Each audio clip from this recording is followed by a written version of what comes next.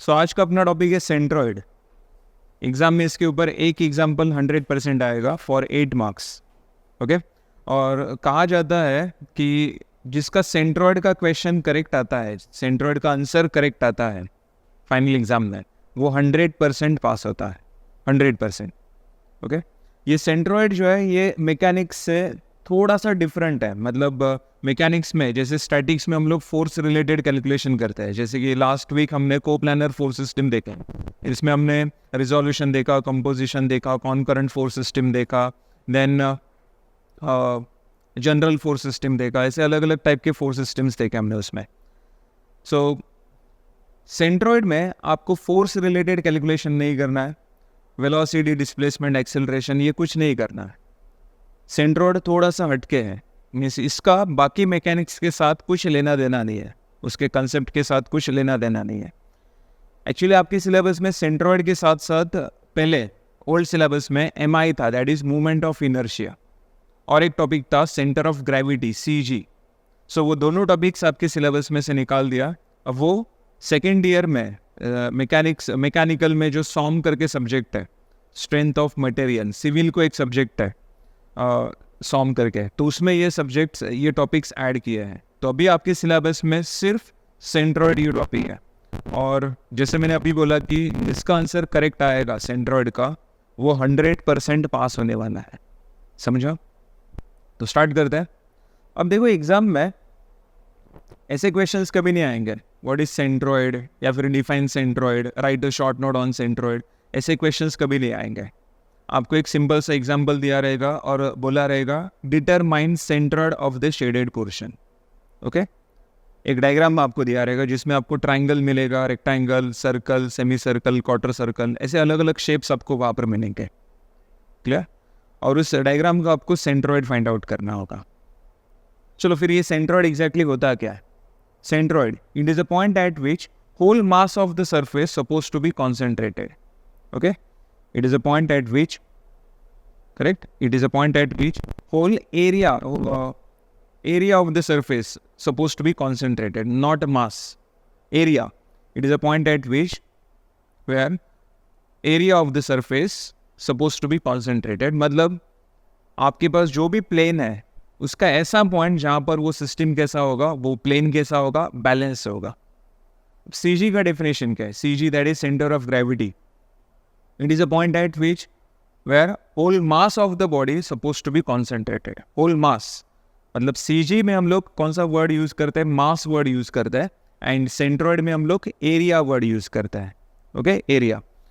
अब ये दो अलग अलग वर्ड्स क्यों एग्जिस्ट करते हैं? देखा जाए तो दोनों का डेफिनेशन 99% तो सेम ही है, बस एक में मास वर्ड है और एक में एरिया वर्ड है, बाकी पूरा डेफिनेशन सेम टू सेम है। सो इससे दो अलग अलग वर्ड्स क्यों एग्जिस्ट करते हैं? सो सेंट्रॉइड जो है वो हम लोग प्लेन में यूज करते हैं। सेंट्रॉइड ये जो वर्ड है ये हम लोग प्लेन में यूज करते हैं। एंड सेंटर ऑफ ग्रेविटी ये जो वर्ड है ये हम लोग सॉलिड में यूज करते हैं। सो प्लेन और सॉलिड एग्जैक्टली होता क्या है? प्लेन और सॉलिड एग्जैक्टली होता क्या है प्रतीक? हाँ, प्लेन और सॉलिड एग्जैक्टली होता क्या है? सो प्लेन जो है वो हम लोग 2 डायमेंशनल, मतलब जैसे कि आपका नोटबुक लो, नोटबुक का अगर सिंगल पेज आप लोग लेते हो तो उसमें देखो 2 डायमेंशंस है, एक लेंथ और एक हाइट। ओके, आप लोग अगर आपके नोटबुक का सिंगल पेज लेते हो तो उसमें आपको 2 डायमेंशंस मिलेंगे, एक लेंथ और एक हाइट। तो उसको हम लोग क्या कहेंगे? प्लेन। उसका विड्थ देखो ना, आपके पेज का विड्थ अगर देखोगे तो वो निग्लिजिबल रहेगा, कैलकुलेशन में हम लोग उसको कंसिडर नहीं करेंगे। लेकिन अगर हम लोग कंप्लीट बुक लेते हैं, सो कंप्लीट बुक में लेंथ होता है, हाइट होता है और विड्थ भी होता है। कंप्लीट बुक का विड्थ निग्लिजिबल नहीं है, उसको भी आपको कैलकुलेशन में कंसिडर करना पड़ेगा। समझा? सो कंप्लीट बुक अगर कंसिडर किया तो उसको हम लोग क्या कहेंगे? सॉलिड। और बुक का सिंगल पेज अगर हम लोग लेते हैं तो उसको हम लोग क्या कहेंगे? प्लेन कहेंगे। समझा? सो प्लेन में हम लोग कौन सा वर्ड यूज करेंगे? सेंट्रॉइड वर्ड यूज करेंगे। एंड सॉलिड में सेंटर ऑफ ग्रेविटी। अब सेंटर ऑफ ग्रेविटी तो आपको सिलेबस में नहीं है, सिर्फ सेंट्रॉइड है। तो यहाँ पर आपको प्लेन रिलेटेड एग्जाम्पल सॉल्व करना है। प्लेन मतलब जिसमें सिर्फ 2 डायमेंशंस होगा। ओके, सो 2 डायमेंशन से मतलब कितने एक्सिस आपको यूज करना है? यस, ओनली 2 एक्सिस यूज करना है, x axis and Y axis. समझा? नेक्स्ट, CG में सेंटर ऑफ ग्रेविटी में सॉलिड होता है जहाँ पर 3 एक्सिस यूज करने पड़ते हैं, X axis, Y axis and Z axis, जो आपको स्ट्रेंथ ऑफ मटेरियल सेमेस्टर 3 में मिलेगा। सो अभी हम लोग सिर्फ सेंट्रॉइड के ऊपर फोकस करते हैं, जिसमें सिर्फ 2 डायमेंशंस, 2 एक्सिस आपको यूज करने रहेंगे। चलो फटाफट रिप्लाई चाहिए, चैट बॉक्स में रिप्लाई दो। स्टार्ट करते हैं, यस और नो। यस, छाया ने बहुत सारे मैसेजेस टाइप किए थे, सब डिलीट कर दिए उसने। यस अभिषेक, छाया, स्टार्ट करते हैं। Voice is low, voice is low, check करो एक बार वॉइस क्लियर है, यस और नो।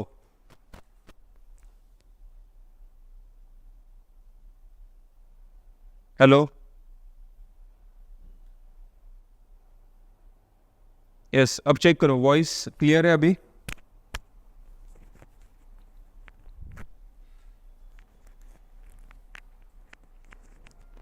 हेलो,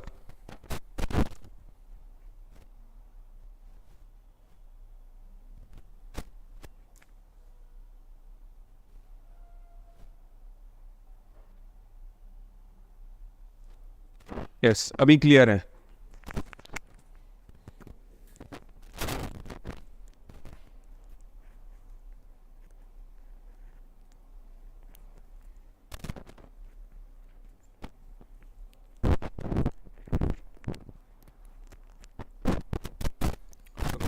अभी क्लियर है, देखो वॉइस। चलो तो सेंट्रॉइड स्टार्ट करते हैं।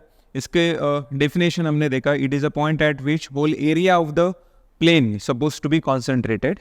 ओके, मतलब जो भी आपको शेप दिया है उसके एरिया का सेंटर, एग्जैक्ट सेंटर जो होगा उसको हम लोग सेंट्रॉइड कहेंगे। And centre of gravity, it is a point at which whole mass of the body is supposed to be concentrated. Okay, it is a point at which whole mass of the body, center of gravity. So centroid, इसके example start करने से पहले आपको कुछ formulas देखने हैं। Only 5 formulas है, rectangle, triangle, circle, semi circle and quarter circle. ये 5 फॉर्मूलेज पहले डिस्कस करते हैं, फिर उसके बाद एग्जाम्पल स्टार्ट करते हैं। सो फर्स्ट है centroid of rectangle. First formula है सेंट्रोइड ऑफ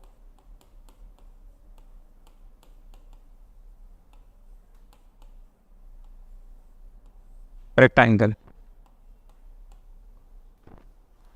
चलो तो सबसे पहले एक रेक्टेंगल लेते हैं। मेरे पास एक रेक्टेंगल है जिसका बेस है b, ओके और इसका हाइट है h। सो मैंने यहां पर एक रेक्टेंगल लिया जिसका बेस है b और हाइट है h। अब इसका सेंट्रोइड फाइंड आउट करना है। अब मैक्सिमम स्टूडेंट्स मिस्टेक क्या करते हैं, किसी भी शेप का अगर सेंट्रोइड कैलकुलेट करना है तो सबसे सिर्फ वो शेप ड्रॉ करते हैं। अब देखो, सिर्फ शेप ड्रॉ करने से आपको सेंट्रोइड नहीं मिलता है, आपको शेप के साथ साथ एक्सिस भी ड्रॉ करना पड़ता है, x axis and Y axis. तो यहाँ पर एज्यूम करते हैं ये अपना एक्स एक्सिस है और ये अपना वाई एक्सिस है। सो दोनों एक्सिस का ये जो पॉइंट ऑफ इंटरसेक्शन है ये मिल गया मुझे ओरिजिन। नेक्स्ट, अब इसका सेंट्रोइड फाइंड करना है तो सबसे पहले आपको 2 लाइंस ड्रॉ करना है। वो लाइंस को हम लोग AOS कहते हैं, AOS। ओके, AOS का फुल फॉर्म है axis of symmetry, axis of symmetry. Next, अब इसके बाद यहां पर एक्सिस ऑफ सिमेट्री आपको ड्रॉ करना है। 2 एक्सिस ऑफ सिमेट्री होता है, एक वर्टिकल एक्सिस ऑफ सिमेट्री और एक horizontal axis of symmetry. Vertical axis of symmetry किसको पैरेलल होगा, वाई एक्सिस को, and horizontal axis of symmetry x axis को पैरेलल। अभी एक्सिस ऑफ सिमेट्री करता क्या है, एक्सिस ऑफ सिमेट्री जो भी शेप आपको दिया है उसके एरिया को 2 इक्वल पार्ट्स में डिवाइड करता है। ओके, मैंने क्या बोला, एक्सिस ऑफ सिमेट्री जो है, जो भी आपके पास शेप है उसके एरिया को वो 2 इक्वल पार्ट्स में डिवाइड करेगा। सो यहाँ पर मैं एक वर्टिकल एक्सिस ऑफ सिमेट्री बना रहा हूँ। ओके, फिर उसके बाद हॉरिजॉन्टल एक्सिस ऑफ सिमेट्री। सो इस वर्टिकल एक्सिस ऑफ सिमेट्री ने क्या किया, रेक्टेंगल के एरिया को 2 इक्वल पार्ट्स में डिवाइड किया, वर्टिकली डिवाइड किया। And horizontal axis of symmetry ने उसी रेक्टेंगल के एरिया को हॉरिजॉन्टली इक्वल पार्ट्स में डिवाइड किया। अब ये दोनों एक्सिस ऑफ सिमेट्री का जो पॉइंट ऑफ इंटरसेक्शन मिला, ये वाला पॉइंट, इस पॉइंट को क्या कहता है? Centroid, is denoted by G, centroid. Okay, अब सेंट्रॉइड फाइंड करना है, मतलब एग्जैक्टली क्या करना है? सेंट्रॉइड फाइंड करना है मतलब इस जी पॉइंट के आपको कोऑर्डिनेट्स कैलकुलेट करना है, x coordinate and y coordinate. Okay, so यहाँ पर ये टोटल डिस्टेंस कितना है? बी। अब यहाँ से यहाँ तक का डिस्टेंस कितना रहेगा? b/2। ये भी कितना रहेगा? b/2। ये वाला डिस्टेंस रहेगा h/2 और ये डिस्टेंस h/2। तो यहाँ पर देखो, आपको दो लाइंस याद रखना है, दो पॉइंट्स याद रखना है। Point number 1, b/2 and h/2 with respect to 90 degree corner, with respect to 90 degree corner, correct. अब देखो ना, यहाँ पर ये जो रेक्टेंगल आपको दिख रहा है, इसके चारों के चारों कॉर्नर्स पर एंगल कितना है? 90 डिग्री। चारों कॉर्नर्स 90 डिग्री है, तो कैलकुलेशन आप किसी भी एंगल, किसी भी कॉर्नर से स्टार्ट करो, आपको सेम आंसर मिलेगा।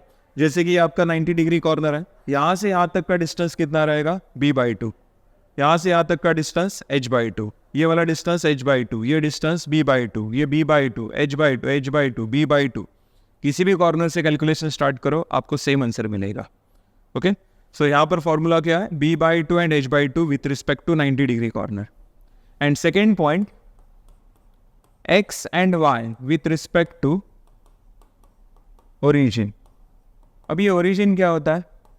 x axis and y axis का पॉइंट ऑफ इंटरसेक्शन, बराबर।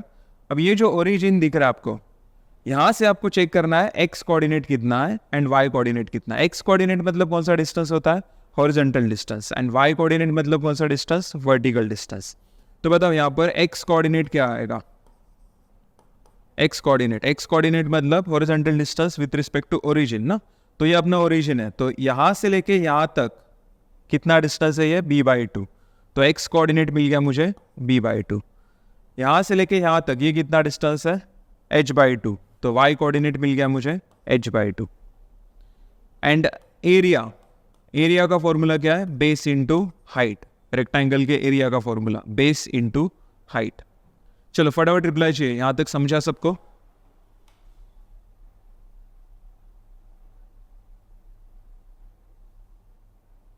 ओके, यहाँ तक समझा सबको? चलो एक काम करता हूँ, मैं माइक को हाथ में ही रखता हूँ।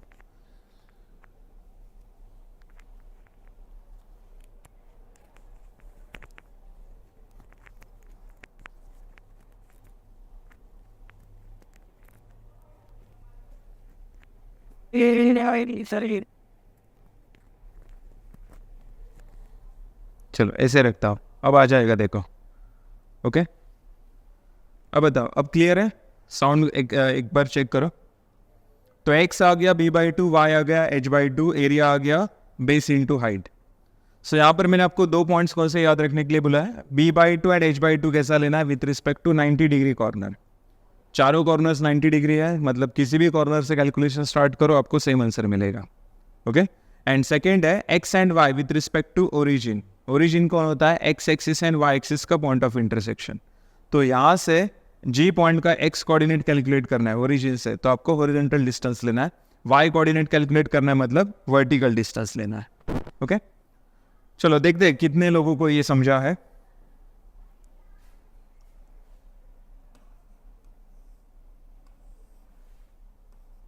सो यहां पर मैं एक रेक्टेंगल ले रहा हूं।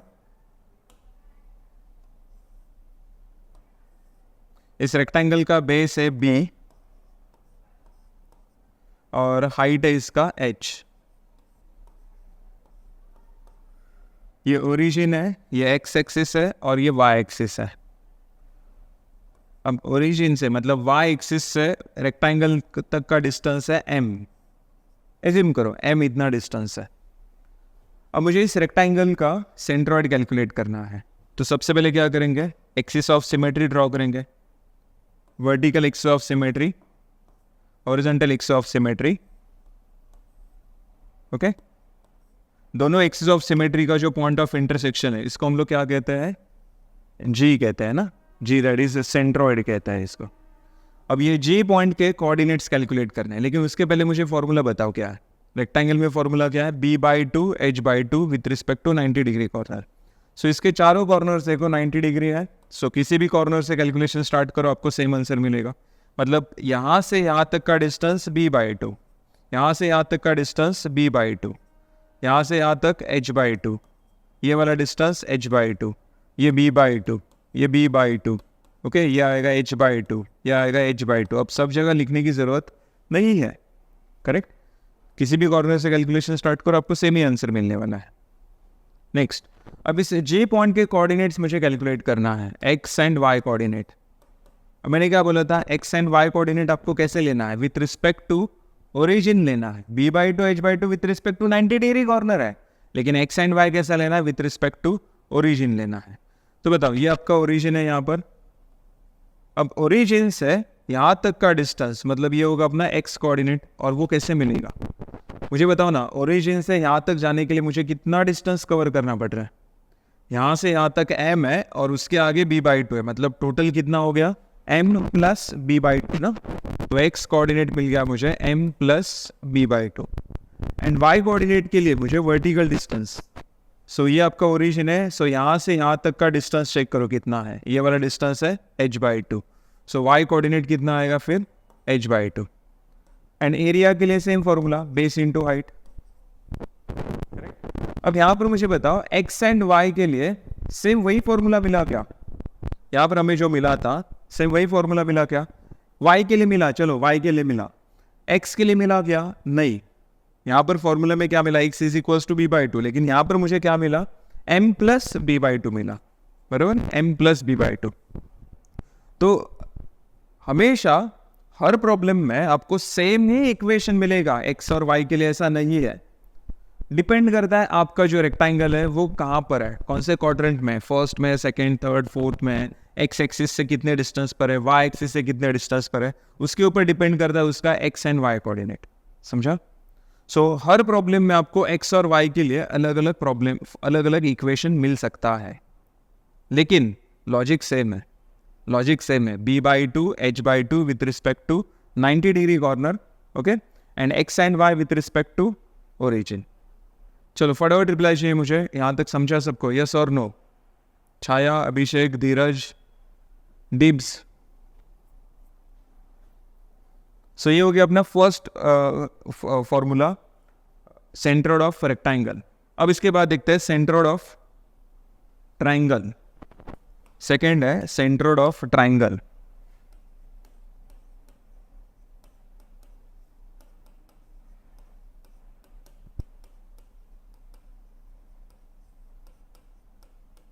अब ट्राइंगल में ऐसा वैसा ट्राइंगल नहीं, ट्राइंगल में राइट एंगल ट्राइंगल आपको लेना है, ओके, राइट एंगल ट्राइंगल।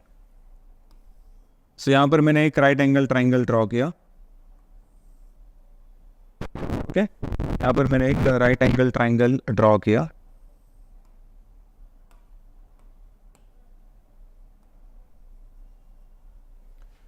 सिर्फ ट्राइंगल ड्रॉ करने से हमें सेंट्रोइड मिलेगा क्या? नहीं, मैंने बोला है सिर्फ शेप ड्रॉ करने से आपको सेंट्रोइड नहीं मिलता है, शेप के साथ साथ आपको एक्सिस भी तो ड्रॉ करना है, x axis and Y axis. तो इस ट्राइंगल का टोटल बेस है b, टोटल बेस है b एंड टोटल हाइट है h।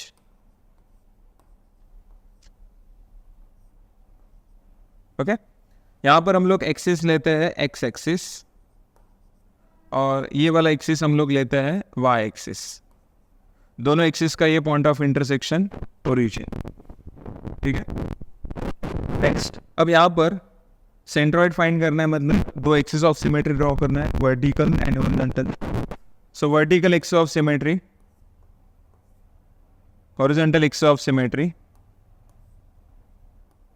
दोनों का ये पॉइंट ऑफ इंटरसेक्शन यहाँ पर मिलेगा जी। अब जैसे रेक्टेंगल में मैंने आपको फॉर्मूला क्या बोला है, b/2 h/2 ना, करेक्ट, b/2 h/2। तो ट्राइंगल में फॉर्मूला क्या है, b/3 and h/3, okay, triangle में b/3 and h/3 with respect to 90 degree corner. Okay, with respect to 90 degree corner. अब रेक्टेंगल में क्या हो रहा था, चारों के चारों कॉर्नर्स हमें 90 डिग्री मिल रहा था, लेकिन ट्राइंगल पे देखो 3 कॉर्नर से 3 में से एक ही कॉर्नर है जो 90 डिग्री है।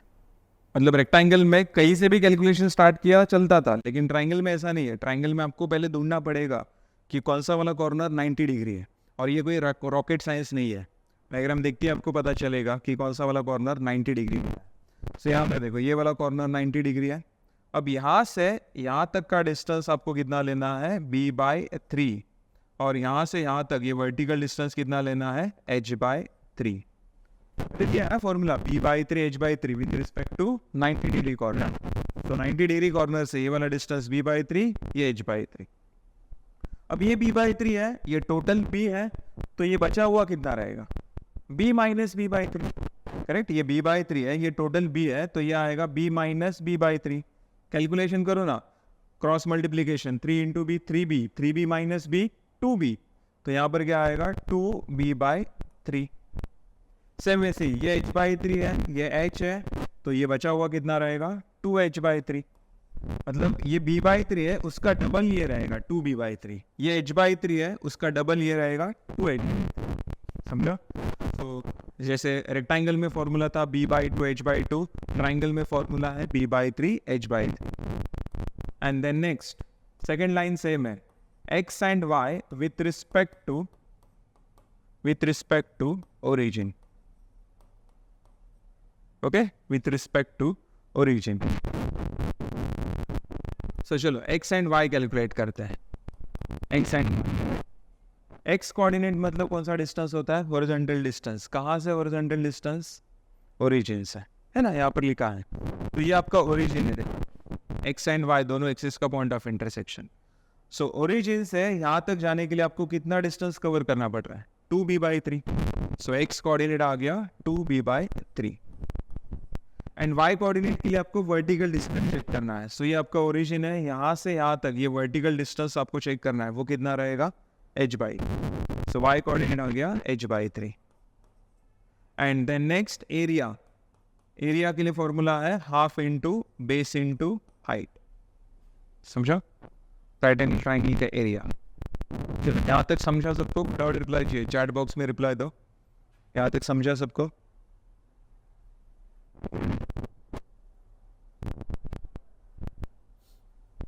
देखते कितना समझा है सबको।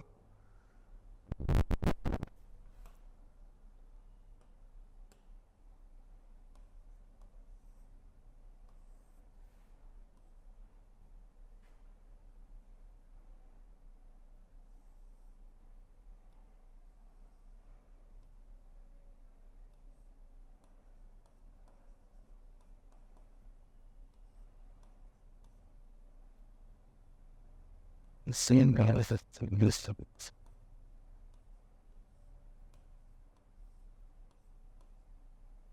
This is y axis origin and this is x axis. चलो इस बार मुझे इस ट्राइंगल का सेंट्रॉइड कैलकुलेट करना है। यस, चैट बॉक्स में रिप्लाई चाहिए रे, फास्ट। समझा सबको यहाँ तक? अभिषेक, छाया, धीरज, डिब्स, कुछ तो रिप्लाई देते जाओ रे।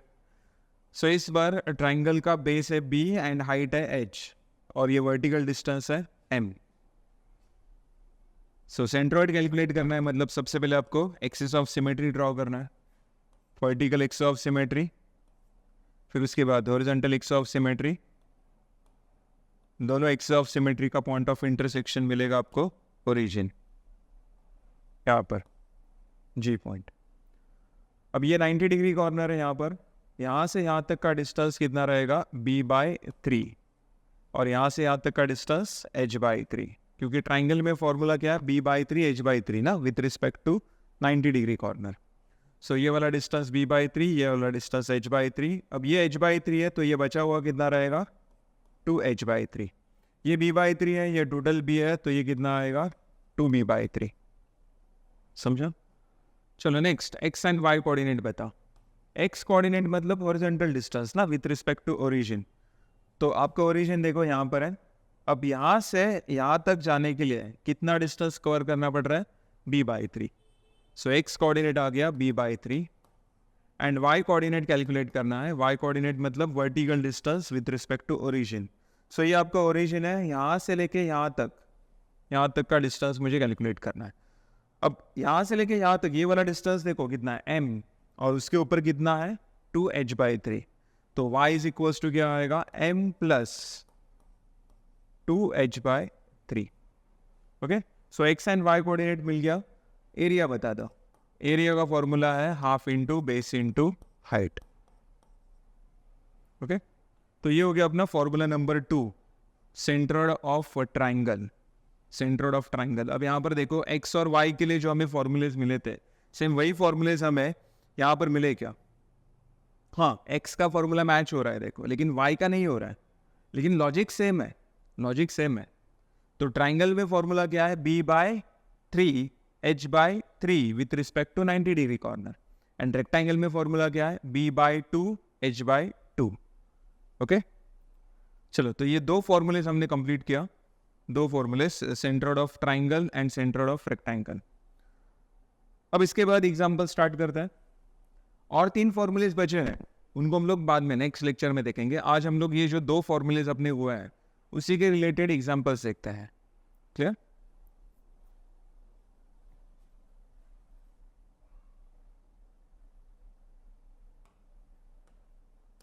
सो क्वेश्चन है, फाइंड centroid of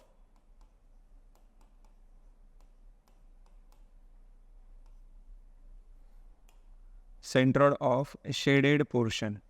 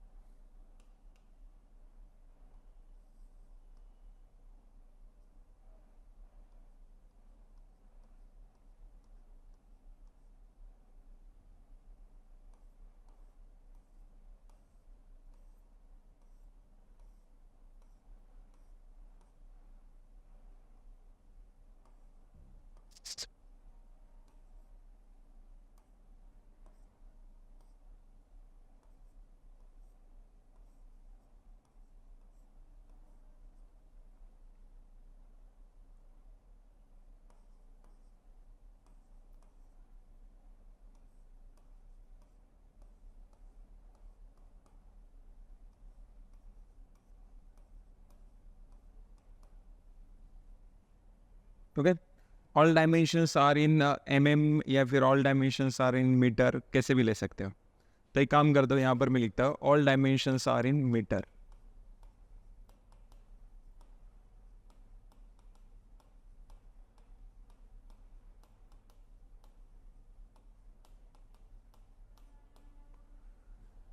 मीटर। तो शेडेड पोर्शन का मुझे सेंट्रोइड फाइंड आउट करना है।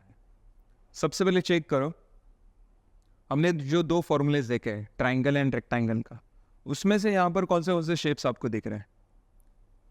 सो यहाँ पर मुझे एक रेक्टेंगल मिल रहा है, ओके, और एक ट्राइंगल मिल रहा है, और एक ट्राइंगल मिल रहा है, बराबर। सो टोटल शेप्स कितना है? 3, rectangle, triangle and triangle. Okay, अब शेडेड पोर्शन के लिए मुझे क्या करना चाहिए? शेडेड पोर्शन के लिए मुझे रेक्टेंगल का और इस ट्राइंगल का एडिशन करना चाहिए, और उसमें से ये वाला जो ट्राइंगल है वो माइनस करना है, तो मुझे शेडेड पोर्शन मिल जाएगा। फिर से एक बार देखो, शेडेड पोर्शन कैसे मिलेगा? ये रेक्टेंगल का और इस ट्राइंगल का एडिशन करेंगे, ओके, और उसमें से ये वाला जो ट्राइंगल है, छोटा वाला ट्राइंगल, वो हम लोग सब्ट्रैक्ट करेंगे, माइनस करेंगे, तो हमें शेडेड पोर्शन मिल जाएगा। सो यहाँ पर मुझे टोटल 3 शेप्स का कैलकुलेशन करना है। तो स्टार्ट करते हैं 3 शेप्स का कैलकुलेशन। अब सीक्वेंस कैसा रहेगा कैलकुलेशन का? सीक्वेंस, जिसका आपको एडिशन करना है उसको पहले सॉल्व करो, जिसको सब्ट्रैक्ट करना है, जिसको माइनस करना है, उसको लास्ट में सॉल्व करो। ओके, सो यहाँ पर मुझे किसका एडिशन करना है? इस रेक्टेंगल का और इस बड़े ट्राइंगल का, है ना, जो बड़ा ट्राइंगल है, दोनों का एडिशन करना है, और ये वाला सब्ट्रैक्ट करना है, छोटा वाला। तो ये छोटे ट्राइंगल का कैलकुलेशन हम लोग सबसे लास्ट में करेंगे और बाकी दोनों का पहले करेंगे। तो स्टार्ट करते हैं। सबसे पहले ये रेक्टेंगल। अब देखो, जब आप लोग किसी शेप का कैलकुलेशन स्टार्ट करते हो तब आपको सिर्फ उसी शेप के ऊपर फोकस करना है। उस टाइम बाकी सभी शेप्स को इग्नोर करो।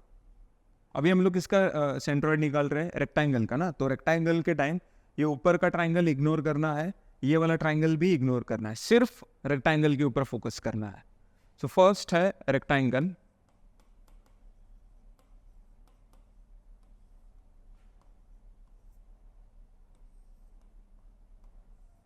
सो रेक्टेंगल के टाइम बाकी सभी शेप्स को मैंने इग्नोर किया। This is y axis, origin and this is x axis. अब सिर्फ रेक्टेंगल की अगर बात करते हैं तो इसका हाइट आएगा 60, बेस आएगा इसका 60 + 60 120। ओके, एक्सिस भी मैंने ड्रॉ किया। अब सबसे पहले सेंट्रॉइड फाइंड करने के लिए axis of symmetry, vertical axis of symmetry, फिर उसके बाद हॉरिजॉन्टल एक्सिस ऑफ सिमेट्री। दोनों का पॉइंट ऑफ इंटरसेक्शन क्या मिला मुझे? जी मिला यहाँ पर सेंट्रॉइड। अब रेक्टेंगल में फॉर्मूला क्या है? b/2 h/2 with respect to 90 degree corner. चारों कॉर्नर्स इसके 90 डिग्री है, किसी भी कॉर्नर से कैलकुलेशन स्टार्ट कर सकते हो। तो यहाँ से यहाँ तक का डिस्टेंस आएगा b/2, यहाँ से यहाँ तक का डिस्टेंस h/2। सॉरी h/2 कैसे रहे, ये भी तो b/2 ही रहेगा, ये भी क्या आएगा b/2। ये वाला डिस्टेंस वर्टिकल क्या आएगा? h/2 है ना, वर्टिकल आएगा h/2। अब इस रेक्टेंगल में बेस कितना है वो चेक करो। बेस है इसका 120, हाइट कितना है 60, है ना। Base, total base 120, total height 60। So x coordinate calculate करना है। एक्स कोऑर्डिनेट मतलब horizontal distance with respect to origin. आपका ओरिजिन यहाँ पर है, तो यहाँ से लेके यहाँ तक कितना डिस्टेंस है? ये b/2। तो एक्स कोऑर्डिनेट आ गया b/2। इसका बेस कितना है? 120, 120 divide by 2 60। Then y coordinate calculate करना है। वाई कोऑर्डिनेट मतलब vertical distance with respect to origin. ये आपका ओरिजिन है, यहाँ से लेके यहाँ तक ये कितना है? h/2।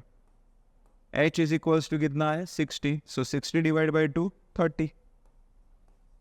And then area. Area के लिए फॉर्मूला क्या है? Base into height.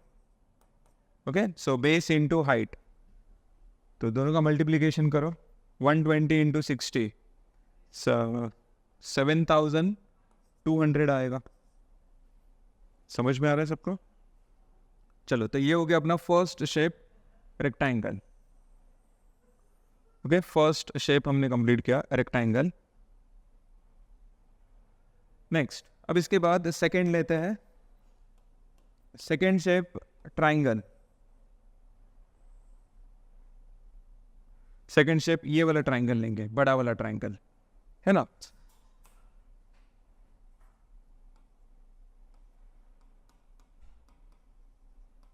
अब जब आप लोग ट्राइंगल का कैलकुलेशन कर रहे हो तो बाकी सभी शेप्स को इग्नोर करना है, सिर्फ ट्राइंगल के ऊपर फोकस करना है, जैसे हमने रेक्टेंगल में किया था। अब सिर्फ ट्राइंगल के ऊपर अगर फोकस करते हो, सिर्फ ट्राइंगल के ऊपर, तो अच्छे से देखो, उस टाइम आपको ये रेक्टेंगल इग्नोर करना है।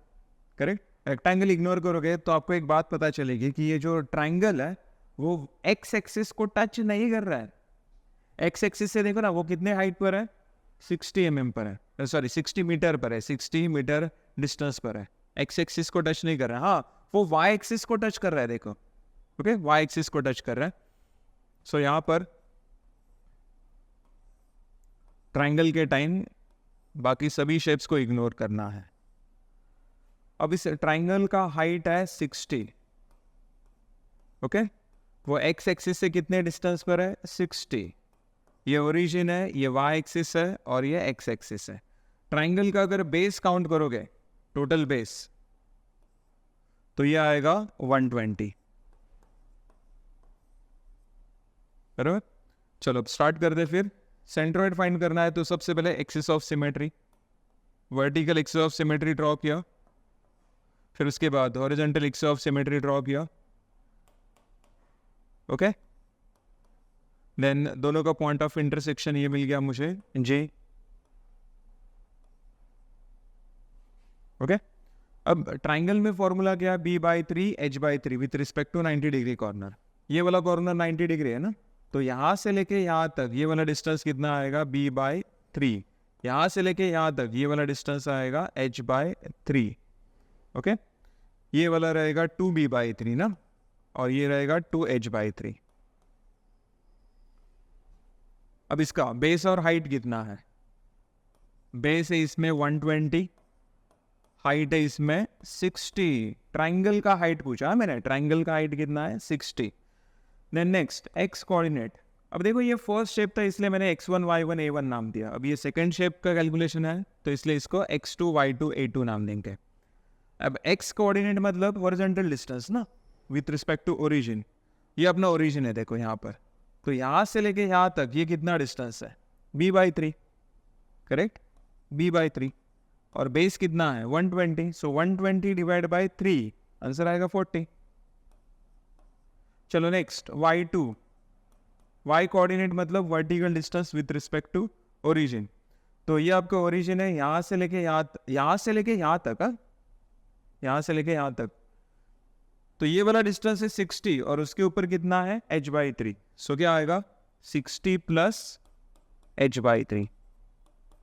अब h का वैल्यू कितना है 60, सो 60 डिवाइड बाई 3 अगर करते हो तो आंसर आएगा 20, एंड 20 प्लस 60 किया तो आंसर आएगा 80। Okay, and then next area. A2 is equals to half into base into height. Okay, so base into height, ये कितना रहेगा, बेस इंटू हाइट। बेस है इसका 120, हाइट है इसका 60, सो 7200 आएगा divide by 2। So 7200 divide by 2 अगर करते हैं तो 7000 का हाफ तो कितना रहता है 3500, एंड 200 का हाफ 100, सो 3600।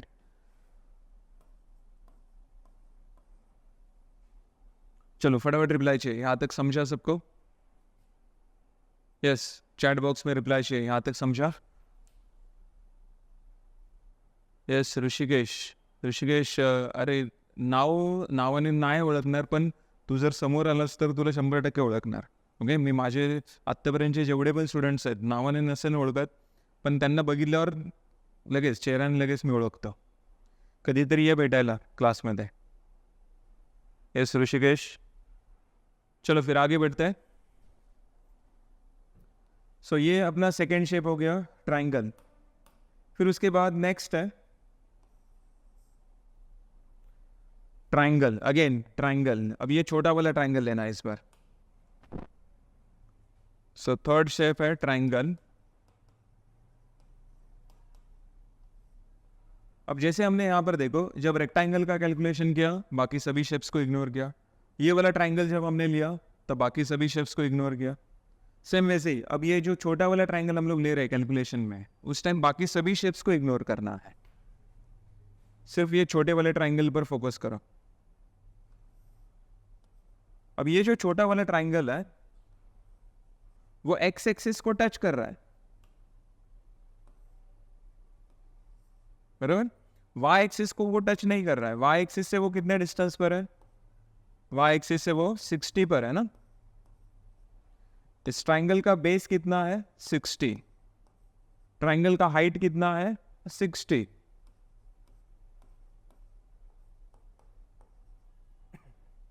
ओके, अब इसका सेंट्रोइड निकालना है. मतलब सबसे पहले आपको एक्सिस ऑफ सिमेट्री ड्रॉ करना है, vertical and horizontal axis of symmetry. दोनों का पॉइंट ऑफ इंटरसेक्शन आपको मिलेगा G.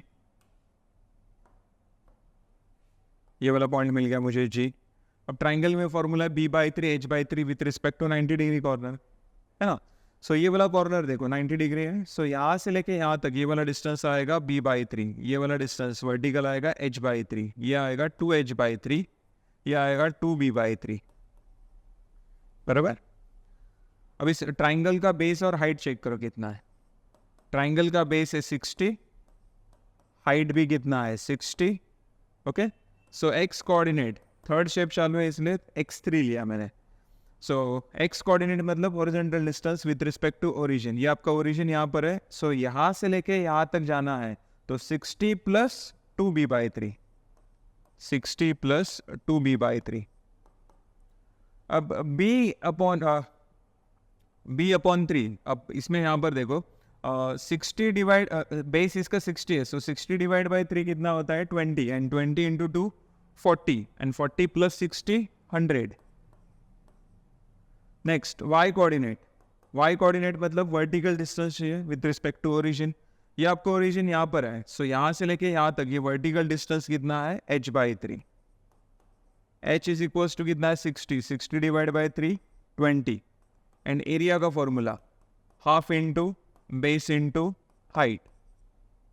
ओके, सो बेस है 60, हाइट है 60, सो 60 इंटू 60 करेंगे तो 3600 आएगा।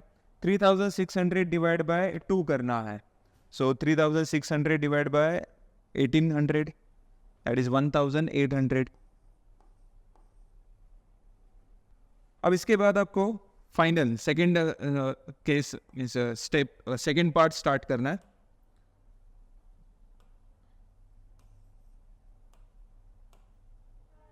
तो सेकेंड पार्ट का कैलकुलेशन बहुत ही ईजी है। X bar is equals to, मेरे पास टोटल 3 शेप्स है, देखो 3 शेप्स है, तो फॉर्मूला कैसा बनेगा a1 x1, a2 x2, a3 x3, okay, divide by a1 a2 a3। Plus कहाँ पर लिखना है, माइनस कहाँ पर लिखना है, ये समझ के लो। मुझे शेडेड पोर्शन बोला था, और शेडेड पोर्शन के लिए मुझे फर्स्ट शेप और सेकंड शेप जो हमने लिया है रेक्टेंगल एंड ट्राइंगल, दोनों का एडिशन करना है, और तीसरा वाला जो ट्राइंगल है, छोटा वाला ट्राइंगल, वो मुझे वहाँ पर माइनस करना है। मतलब फर्स्ट का और सेकंड का एडिशन, और तीसरा वाला उसमें से माइनस करना है। फॉर्मूला कैसा आएगा a1 x1 plus a2 x2 minus a3 x3। Denominator में क्या रहेगा a1 plus a2 minus a3।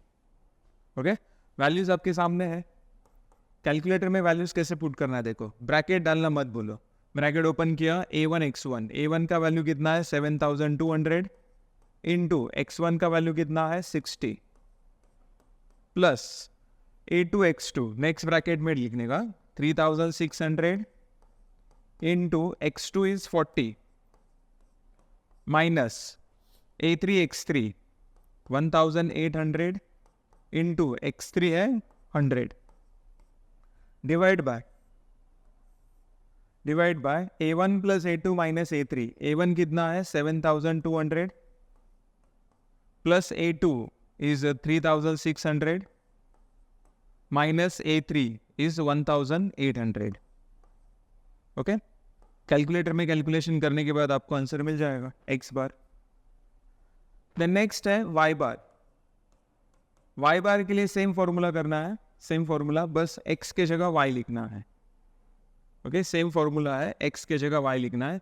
सो a1 y1 plus a2 y2 minus a3 y3, divide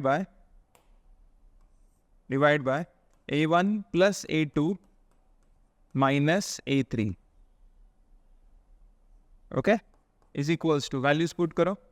a1 का वैल्यू कितना है 7200 इंटू y1 का 30 प्लस a2 का 3600 इंटू y2 का है 80 minus a3 is 1800 into y3 is 20, divide by 7200 a1 plus a2 3600 minus a3 1800, okay, is equals to। चलो, तो x bar and y bar calculate करो, आपको आंसर मिल जाएगा। और फाइनल आंसर लिखने का फॉर्मेट कैसा है, फाइनल आंसर में g in bracket x bar comma y bar is equals to, जो भी आपके आंसर से वो यहाँ पर ब्रैकेट में लिखना है, ब्रैकेट के बाहर यूनिट लिखना मत भूलो, मीटर, और इसको बॉक्स करना है। ओके, सो एग्जामिनर जो है वो सबसे पहले आपका ये फाइनल आंसर चेक करेगा।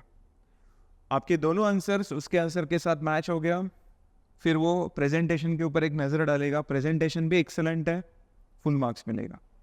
ओके, अगर दो में से एक वैल्यू मैच हो रहा है, एक वैल्यू नहीं मैच हो रहा है, प्रेजेंटेशन भी अच्छा है, तो आपको 4 मार्क मिलेगा। दो में से एक गलत आ गया ना आपका आंसर, एक करेक्ट है, तो 8 में से 4 मार्क, आधा मार्क मिलेगा आपको, समझा। और अगर दोनों रॉन्ग है तो एग्जामिनर चेक करता है कि कहाँ तक आपका करेक्ट है, ट्राइंगल करेक्ट है, रेक्टेंगल, ये सब चेक कर देगा, समझा। लेकिन उसके लिए आपका प्रेजेंटेशन वैसा होना चाहिए। एक्चुअली होता क्या है, आपके दोनों आंसर्स रॉन्ग रहता है, प्रेजेंटेशन में एकदम मतलब कुछ बहुत खराब रहता है, देख के कुछ समझ में नहीं आता कि चल क्या रहा है, समझा। सेंट्रॉइड किधर, एक्सिस ऑफ सिमेट्री किधर ड्रॉ किया है, एक्स क्या है, वाई क्या है, कुछ समझ में नहीं आता है। तो एग्जामिनर जो है वो फ्रस्ट्रेट हो जाता है, बोलते कि अरे जाने तो इसको 0 मार्क देते हैं, समझ में आ रहा है। तो स्टेप वाइज अगर आपको मार्क्स चाहिए तो उसके लिए आपको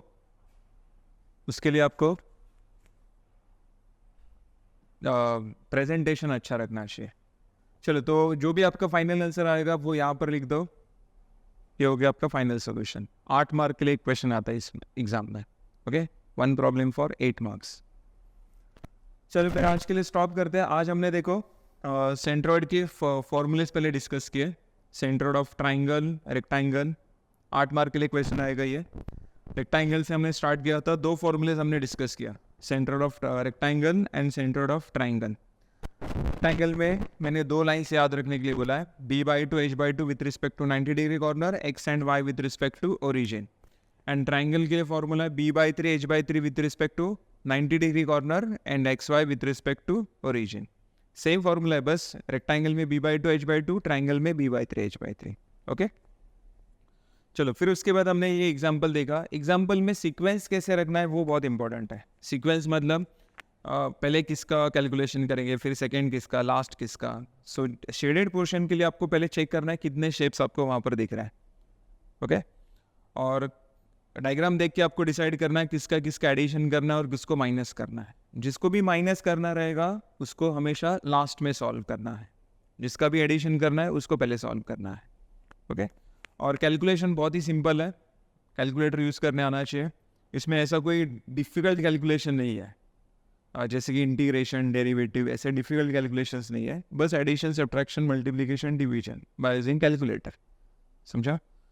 सो चलो फिर आज के लिए स्टॉप करते हैं। Thank you very much, thank you.